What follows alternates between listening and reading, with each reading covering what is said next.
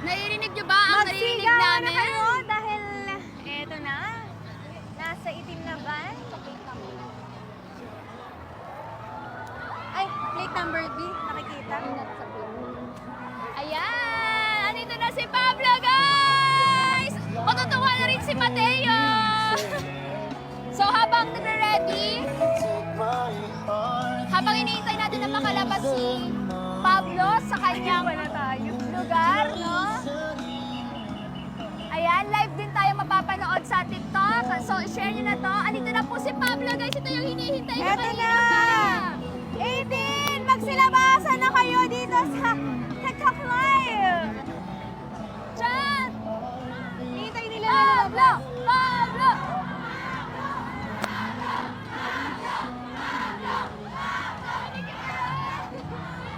Ayan! Ayan yung mga 80 na nag-aabang dito. Ayun kami, oh. Ay, nakikita rin tayo sa bus. Alright, ano na? Kuya, pasok ka na kaya? Pasok ka na. Para makuhaan yung reaction nung parents. Hindi yung reaction ng parents din. Actually, hindi kasi alam ni Pablo, guys, Oo. na nandito ang kanyang parents, At ang kanyang sister. ang kanyang sister, para suportahan siya sa kanyang solo performance dito sa Wish 1075.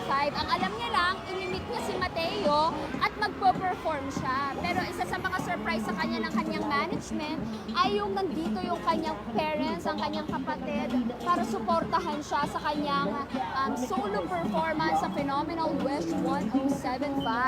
Alright, so in a while, eto na, nagbubukas na ang pinto ng van.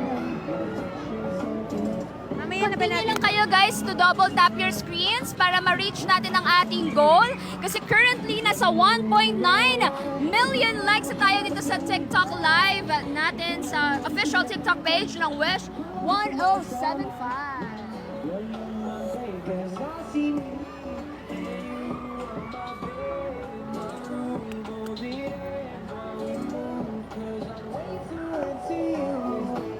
May nagsasabi pa ng Sejun dito, yan yung kanyang unang pangalan na ginamit as an artist. Pero dahil nga gusto niyang mas ma-represent yung kanyang pagka-Pinoy, Pablo na.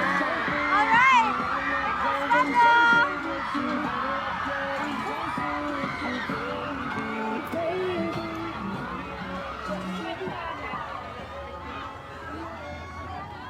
Ayan, nag-hit na sila. So dito lang muna kami. Ayan, so Pablo and Mateo. Ayan, Ayan, nag-meet na sila. nag-meet na Finally. sila. Ayan, so ito no, nakikita natin sa screen. It's a very Heartwarming yes. na pangyayari, alam ko sa buhay din ni Mateo dahil nakita niyo yung kanyang eyes. Nakita mo yung ginagawa ni Mateo? Ramdam ko yung happiness niya. Wow. Grabe. Sobrang happy niya na ma-meet si Pablo. Ayan. So now, Pablo is going inside the Wish Boss studio and yeah, na-meet na niya ang kanyang parents at ang kanyang sister. Alright. So, Ayan na, at pumasok na nga si Pablo sa mismong Wish 1075 bus. yay! Grabe ah. Grabe ang sigawan ng mga 18s dito sa labas. Okay lang dito.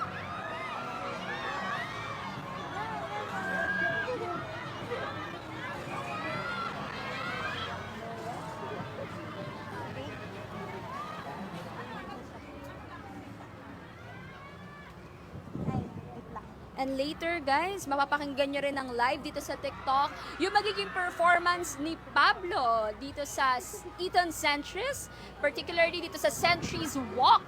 Kaya kung malapit ka dito sa ating area at gusto mong mapanood ng live si Pablo, makita talaga siya ng mukhaan, pumunta ka na dito kasi may nalalabi ka pang oras dahil hindi pa naman nag-start yung interview niya with DJ Alice. And makisigaw at makisama ka na rin sa mga kapwa mong ET na naririto. Pero kung hindi talaga kaya at malayo ka sa ating venue, mag-tune in ka na lang dito sa official TikTok page ng Wish 1075. We are live here on TikTok. Yes, and we couldn't be more grateful sa inyo mga wishers and of course sa 18 for the support kasi ngayon, 2.1 million na tayo. Grabe, parang Wala na tayong imik. kaya nga 1.9 million lang bago tayo umakyat. Ngayon is 2.1 Actually, naglalag pa nga ito eh. million na tayo. Yan. Talagang gusto nilang ibit yung pinakamarami Record natin. natin. Kasi ang pinakamarami po namin na TikTok live na likes, Yes. since nung nag-start kami as your Wish Buddies, ay 3 million likes.